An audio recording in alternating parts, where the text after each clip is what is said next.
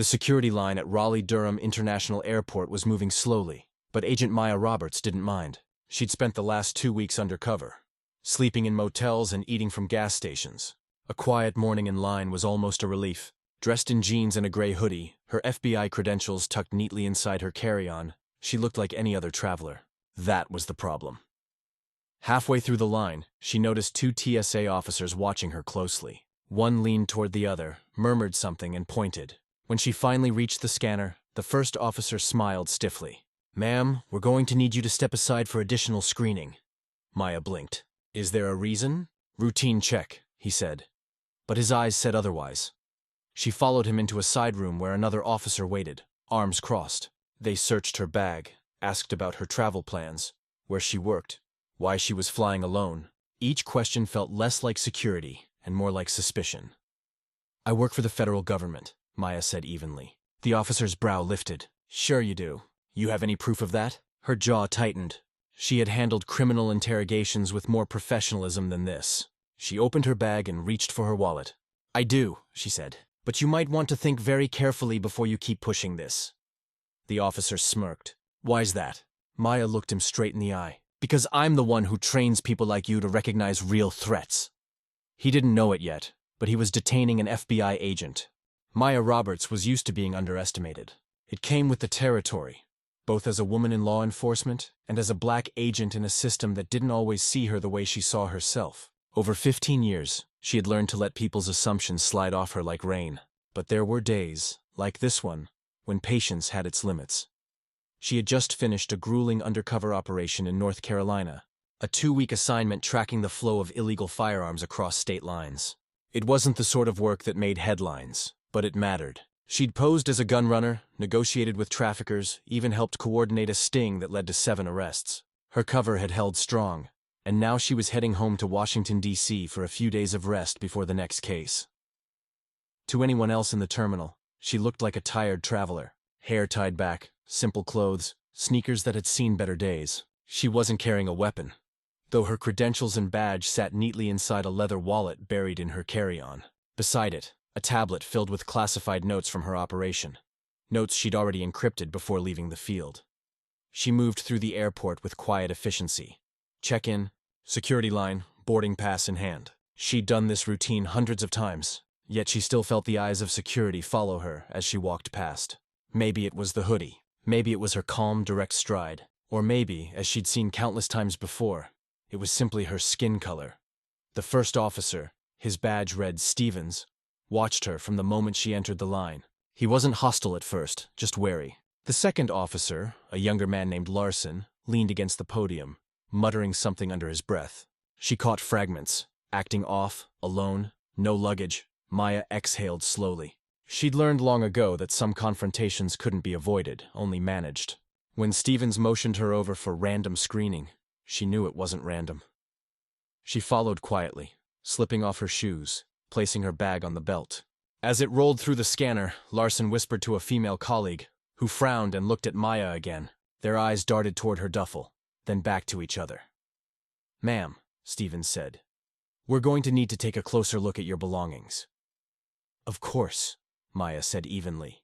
"May I ask what you're looking for?" "Standard protocol," he replied, though his tone suggested otherwise. They unzipped her duffel and began sorting through her things. A folded blazer, a toiletry kit, her phone charger, and a file folder with travel receipts. When Larson's hand brushed the small black wallet containing her credentials, she instinctively reached for it. "Please be careful with that," she said firmly. "What's this?" he asked. "Identification." He flipped it open halfway, scanning the visible part of her ID. "Federal Bureau of Investigation?" His voice carried a note of disbelief. "You expect me to believe that?" Maya kept her tone neutral. "It's not a matter of belief. It's fact," Stevens chuckled. "You'll have to do better than that, ma'am. Anyone could print a fake badge these days." She met his stare without flinching. "Then maybe you should call your TSA liaison and confirm before making assumptions." Her calmness only irritated them more. She could see it in the tightening of their jaws, the way Larson's hand hovered near his radio. The situation was spiraling, not because she'd done anything wrong, but because she wasn't reacting the way they expected.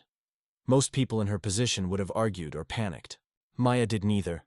She stood still, composed, though every second of delay felt like sandpaper against her patience. "Step into the screening room," Stevens ordered. "Is that necessary?" "Unless you want to miss your flight," he said curtly. Maya gathered her things and followed. The small, windowless room smelled of disinfectant and old carpet. A third officer, older and more senior by the look of his uniform, joined them. His name tag read Harris. He gave her a long, suspicious look. "What's the issue?" he asked. "Possible fake ID," Stevens said quickly. "Claims to be FBI." Harris arched an eyebrow. "That so?" Maya nodded. "You can verify with the Bureau's liaison office. They have my clearance number on file." Harris frowned, folding his arms. "You're telling me you're a federal agent, traveling alone, out of uniform, no weapon, no escort?" "Yes. That's convenient." Her patience thinned. "I'm off duty," she said sharply, "returning from an undercover operation." "You don't need to know more than that." The room fell silent. Stevens smirked. Larson crossed his arms, clearly unconvinced.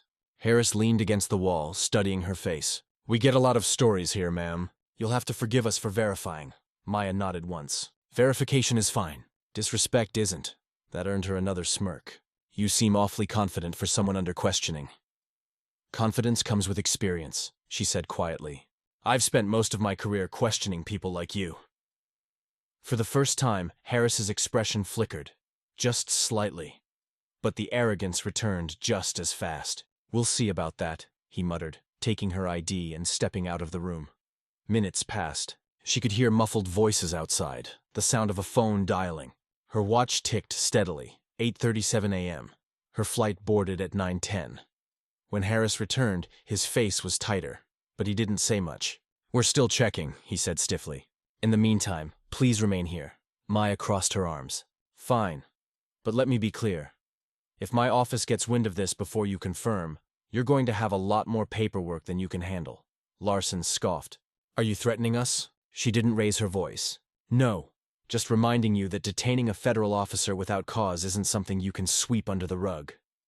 Silence. Outside the door, another officer entered, this one clearly a supervisor, judging by his gold badge. He looked confused. "What's going on?" Stevens straightened. "Possible fake credentials, sir. She claims to be FBI." The supervisor turned to Maya. "Ma'am, what division?" "Counter-terrorism," she said simply. His face froze. "Name?" "Agent Maya Roberts. Badge number 1423C. He hesitated, muttered something into his radio, then disappeared back into the hallway. Maya stood still, her pulse steady, but her patience frayed. She wasn't angry yet, but she was keeping score. Every sideways glance, every assumption, every unnecessary delay, it all told her what this really was. She'd seen people treated unfairly in her line of work before. She'd just never thought she'd be standing on the receiving end of it, inside her own country, surrounded by people who were supposed to protect it. And as the minutes dragged on, one thing became clear. This wasn't just a misunderstanding. This was a test of how much humiliation she was expected to endure before she reminded them exactly who she was. The minutes dragged on like hours inside that cramped screening room. The air felt heavier with each passing second, thick with arrogance and unspoken bias. Maya stood near the wall, arms crossed, watching as Stevens and Larson rifled through her bag again, as if determined to find something, anything that could justify what they were doing. They hadn't even returned her credentials yet. Her duffel lay open, its contents spread across the metal table like evidence in a case that didn't exist. Toothbrush, phone charger, a paperback novel, her wallet, her badge. "Where'd you get this?" Larson asked, holding up her FBI ID again. "I told you," Maya replied calmly. "It was issued to me by the Bureau." He gave a short laugh. "Sure it was. You know, these things look real, but the fakes are getting good. Had a guy last week with a fake Homeland Security card. Said he was undercover too." Maya's patience cracked just slightly. "You're comparing me to a counterfeit?" "I'm saying you don't look like an agent," he said, his voice dripping with condescension. "What does an agent look like exactly?" she asked. He hesitated. "Older, more official. Not someone traveling alone in sneakers and a hoodie." Her lips curved into a small, humorless smile. "Interesting. So my wardrobe disqualifies my career now?" Before he could respond, the door opened again and Harris stepped back in, phone in hand. "Local police are on their way," he said. "Police?" Maya repeated. "For what?" "Standard protocol," Harris said flatly. "We'll let them verify your identity. Until then, you're to remain here." She took a step forward, her voice low but firm. "You've had my credentials for 15 minutes. You could have verified them with the Bureau's liaison office in 5. This isn't about protocol, it's about power." Harris's jaw tightened. Watch your tone, ma'am. Maya didn't flinch. Watch your procedure, officer. The two younger men exchanged a glance. Stevens muttered, getting real bold for a suspect. That word, suspect, hung in the air like a spark before an explosion. Maya took a slow breath. You have no probable cause, no warrant, and no reasonable suspicion of criminal activity. The only thing I'm guilty of is being tired and existing in skin you apparently find suspicious. Stevens's smirk faltered. Larson shifted uncomfortably, but Harris didn't back down.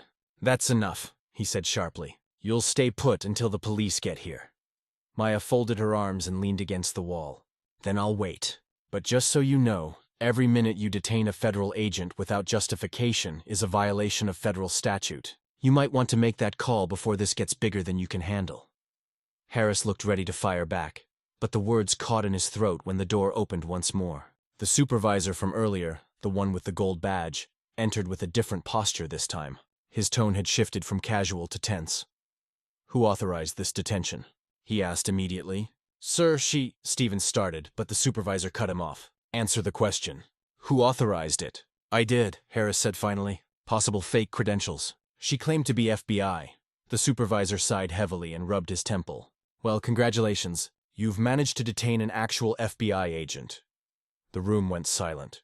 Harris blinked. What? Her name is Agent Maya Roberts, Counterterrorism Division, Washington Field Office. Her clearance level is higher than mine. He turned to Maya, his voice softening. Ma'am, my apologies. There seems to have been some miscommunication. Maya didn't respond right away. She looked at the three men, Stevens, Larson, Harris, each of them suddenly pale and stiff, the smugness draining from their faces. Then she reached for her badge, slipping it back into her wallet. Miscommunication, she repeated slowly. That's what we're calling it now. The supervisor shifted awkwardly. I'll make sure this is handled internally. I assure you, this doesn't reflect our values here. Maya met his eyes, and for the first time, he saw the full weight of who she was. Not just an agent, but a woman who had worked her way through the system they now represented so poorly. Actually, she said quietly, it reflects them perfectly. The silence that followed was suffocating. Larson opened his mouth as if to speak, but thought better of it. Harris tried to salvage authority, straightening his posture.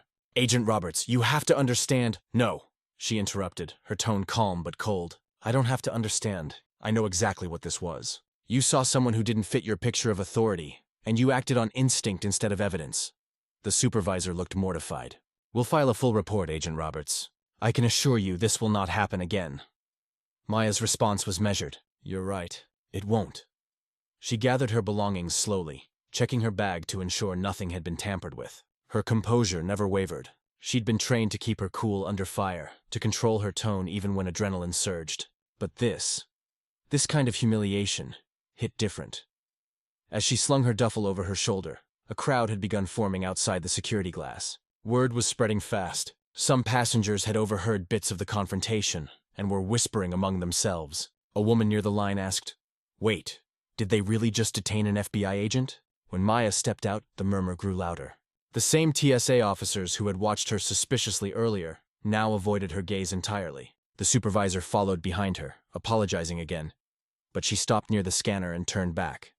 Next time, she said evenly, maybe try asking questions before assuming answers. It saves everyone a lot of time and dignity. He nodded quickly, unable to meet her eyes. By the time she reached her gate, her phone buzzed. It was her field supervisor. Roberts, what the hell happened down there? The airport just called us. Said TSA detained you? Briefly, she replied. They thought I was suspicious. There was a pause on the other end. Suspicious of what? Existing, Maya said dryly. Her supervisor sighed. We'll handle it. You just get home safe. Already boarding, she said. Don't worry. I'll file my report when I land. As she found her seat, passengers still glanced in her direction, some whispering, others nodding in quiet recognition. She didn't need their sympathy. What she needed, what she wanted, was accountability. She closed her eyes and leaned back, finally letting the exhaustion of the past few weeks settle in. Somewhere between anger and relief, she thought about how many people had gone through worse with no badge to protect them.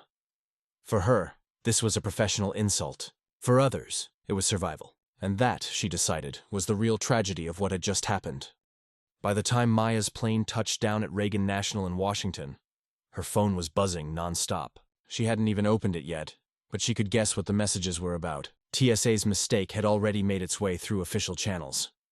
When she stepped off the plane, her supervisor, Assistant Director Nathan Cole, was waiting at the gate. He wasn't smiling. "You sure know how to shake up a Saturday, Roberts." Maya managed a faint grin. Didn't realize existing in public was a federal incident. He handed her a coffee. "You're all over the internal alerts. TSA called the bureau the second they realized who you were. Their regional director already sent over a formal apology." "Let me guess," she said, taking a sip. "They're calling it a misunderstanding." Cole nodded. "You know how it works. They'll blame confusion, retraining, new procedures, the usual." Maya sighed. "That's the problem. Every time it happens, it's the usual." He studied her for a moment. "You're not filing a complaint, are you?" "Oh, I'm filing something," she said, her tone cool but certain. "Maybe not to them. Maybe to the people who need to see how this looks when the badge isn't on your side." Cole nodded quietly. He'd worked with her long enough to know that Maya didn't make idle threats. When she spoke, she meant every word. Later that afternoon, Maya returned home to her quiet apartment in Arlington. She dropped her bag, kicked off her shoes, and sat down at her desk. Her laptop screen reflected the same steady, unbothered expression she had worn in the screening room. Only now, the exhaustion in her eyes was matched by purpose.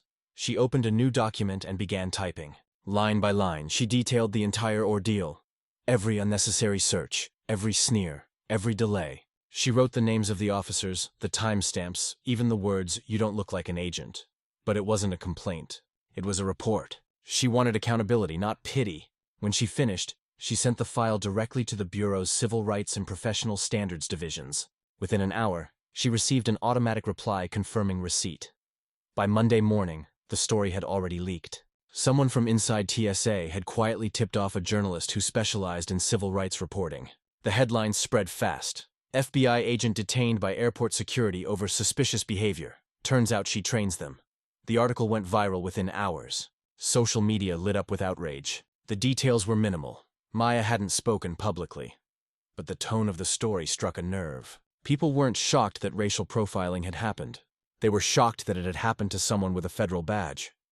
By noon, TSA's regional office issued a statement calling the incident regrettable and promising immediate retraining for all involved personnel. But their words did little to calm the storm. Cable news picked it up next. Commentators debated the implications, some defending security procedures, others calling it systemic bias. One host read a line from the internal report aloud. Agent was detained due to perceived inconsistency between appearance and claimed occupation. The phrase alone became a hashtag overnight. Perceived inconsistency. Inside the Bureau, reactions were mixed. Some agents quietly applauded Maya for her restraint. Others worried about the political fallout. Her supervisor called her again that evening. "They're asking if you'll do an interview," Cole said. CNN, NBC, even NPR reached out. Maya shook her head. "No interviews. I didn't do this for attention. I just want a record that this happened." "Still," Cole said, lowering his voice, "if you said something, it might make a difference." She thought about it for a moment. "If I speak, it won't be to a camera. It'll be to the people who actually live this every day without a badge." Cole nodded. "I figured you'd say that." That night, Maya attended a scheduled community event in Southeast D.C., a mentorship program she volunteered with every few months for young women of color interested in law enforcement. Normally, she came quietly, blending in, offering advice when asked. This time, when she walked in, the room went silent. One of the teens whispered, "That's her. The FBI agent from the airport thing." Maya smiled faintly. "I guess that's me." They crowded around her, full of questions. "What did you do when they stopped you? Were you scared? Did you yell at them?" Maya shook her head. "No, I stayed calm. Not because I wasn't angry, but because I needed to make sure I left that room with my dignity intact." A girl in the front row frowned. "But they were wrong. Why didn't you just flash your badge right away?" "Because sometimes," Maya said softly, "it's not about proving who you are. It's about showing them who they really are." The room fell quiet. She continued. "That's what they don't understand. Power doesn't come from the badge or the uniform. It comes from how you carry yourself when no one's respecting either." After the session, a local reporter who'd been covering the event approached her. "Agent Roberts," she said cautiously. "Do you want to make a statement about what happened?" Maya smiled politely. "No statement. Just write this down. Respect shouldn't depend on a badge." The next morning, that quote appeared in half a dozen news outlets. It wasn't a speech, but it said everything. Meanwhile, the fallout at the airport was swift. TSA suspended all 3 officers involved pending investigation. The supervisor issued a personal apology, though Maya never responded. The agency launched an internal review of its screening procedures, focusing on how subjective threat perception factored into decisions. A week later, Maya was invited to a meeting at the Bureau's headquarters. When she walked into the room, several high-ranking officials were present, including the deputy director of the FBI and a liaison from the Department of Homeland Security. The DHS official cleared his throat. "Agent Roberts, on behalf of the department, I'd like to extend our sincerest apologies for the incident." "It shouldn't have happened," Maya nodded. "But it did." "Yes," he admitted. "And we're implementing new joint training protocols to prevent anything like this in the future." She looked around the table. "Training is good," she said evenly. "But accountability is better. People need to understand that a mistake like this doesn't just embarrass an agency. It erodes trust."